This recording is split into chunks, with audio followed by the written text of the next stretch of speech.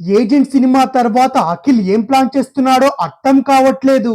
కానీ ఏం చేసినా సైలెంట్ గా చేయాలని ఫిక్స్ అయిపోయారు అక్కినేని వారసుడు అఖిల్. అందుకే కొత్త సినిమా కోసం ఏకంగా ఇండియాలోని నెంబర్ 1 దర్శకుడు సాయం తీసుకుంటున్నారు. ఇంతకీ ఎవరబ్బా దర్శకుడని అంతా అనుకుంటున్నారా? ఇంకెవరు, ఎస్ఎస్ రాజమౌళి. మరి అఖిల్ కొత్త సినిమాకు రాజమౌళికున్న సంబంధం ఏమిటి?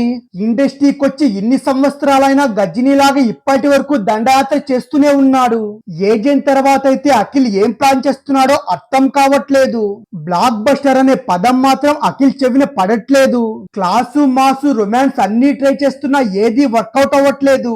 ఇక ఏజెంట్ సినిమాతో అఖిల్ మార్కెట్ అయితే మరింత డౌన్ అయింది. దాంతో ఫ్యూచర్ ప్లానింగ్స్ అన్ని మారిపోతున్నాయి. ప్రస్తుతం అయితే అనిల్ కుమార్ అనే కొత్త దర్శకుడితో యువి క్రియేషన్స్ లో ఓ సినిమా చేయబోతున్నాడు అక్కినేని వారసుడు అఖిల్. సుజిత్ దగ్గర అసిస్టెంట్ డైరెక్టర్ గా వర్క్ చేసిన అనిల్ కుమార్ యువి క్రియేషన్స్ లో చాలా స్క్రిప్టులు కూడా పనిచేశారు.